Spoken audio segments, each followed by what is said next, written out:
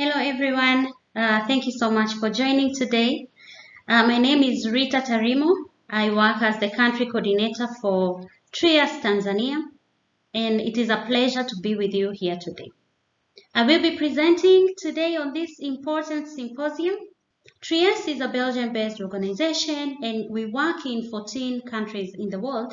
For East Africa, we work in Tanzania and Uganda. And Tanzania is where our regional offices are. So for Trias, we believe in, our theory of change believes in people, planet, and profit, which means our thematic areas also are in alignment with our theory of change, where we include everyone. That's where the people aspect comes in. But also for the profit, we ensure that we provide support on entrepreneurship and business development, but at the same time addressing climate change and environment as we are protecting the planet. So for today, my main topic is improving the livelihood of pastoralists and small-scale farmers through land use planning and rangeland management in northern Tanzania. This is a picture of one of the bombers, and I will tell you more about the story behind it through the presentation. But to start with, for this particular topic, I will be reflecting on two of our programs, which is STRONG program as well as Maisha Bora program. For STRONG program, our target audience was small-scale agri-farmers and pastoralists. And I must say for this, I'll be very particular on our implementing partners to reflect pastoralist areas. These are Mviwa Arusha, Mviwama, TCCI Manyara, TCCI Arusha, UCRT, TPW, and KDC. The coverage area were eight districts in northern Tanzania. We used participatory and inclusive approach, which is very important to us because it allows us to ensure ownership and sustainability even when programs complete. So reflection from STRONG program, our outreach were 37,000 plus 37,000 people, where 53% were women and 33% youth.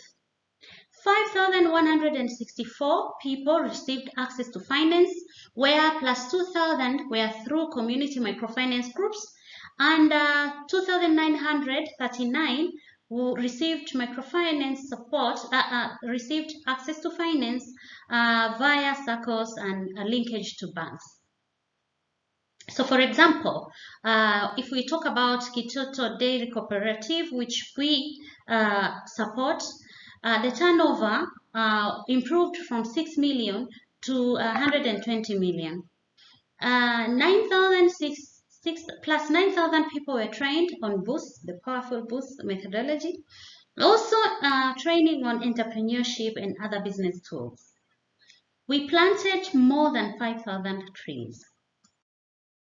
Also, continuing the reflection on STRONG program, environment conservation and protection of ecosystem was a priority.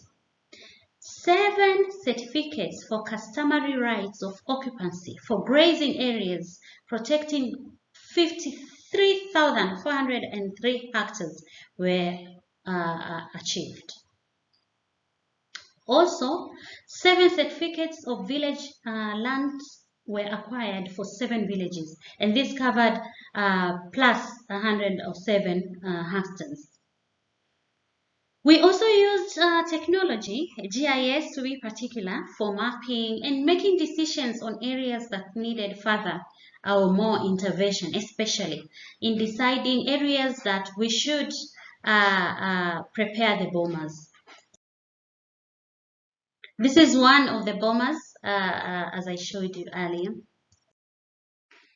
Ensuring sustainability. Human-wildlife conflict has to be managed. And for us, we built 186 living walls to protect animals in the bombers. This is actually a protection. This is what I was showing on the previous picture, where you build in bomas to protect animals from wild animals that used to just walk into the bomas. But with these living walls, you're not only protecting the environment, but you're also protecting the animals. Livestock value chain study and district business strategies to strengthen livestock value chain in Longido and Simanjiro. The linkage between pastoralism and ecology is always important, because this way we can train, we can strengthen the capacity, and we can ensure that pastoralism and ecology protection goes hand in hand. Livestock commercialization strategy for Longido and Simanjiro achieved. And livestock fattening program was done for Longido through TCI SACCOS and Engishon through PWC Pastoral Women Council, who is our partner. So for this particular livestock fattening process, we provided financial support to people to fatten their animals so that they can get better prices and be competitive on the markets. Credit funds for livestock. Actually, 314 community microfinance groups were formed, and plus 30 trainers were trained to provide support to the CMGs. Kitumbeini Leather Group in Longido was established. Environment impact assessment support was provided. Microfinance and business development support was also provided. Diversification of economy, for example, honey value chain, which not only ensures the protection of the environment, climate environment, but also provide value through profit. Youth vocational training on livestock harvesting, market research, and cross-border training was conducted. And this was very important so that the pastoralists can also access information and market outside or cross border. We addressed the sustainable goals as they are seen, number 1 to 17. And yes, thank you very much. I just want to emphasize that as we are continuing to progress and support pastoralists, we must always remember that we must continue to ensure and must continue to build and sustain, strengthen the capacity of pastoralists, especially to address the impact of climate change, adaptation, mitigation, and building resilience are some of the areas that we must really think through and dig deeper for sustainability. We must also continue, and as TRIAS, we will continue to support small-scale farmers and entrepreneurs, to support pastoralists in ensuring that they have better living, in ensuring that we have to improve the livelihood of farmers, entrepreneurs, and pastoralists as a community.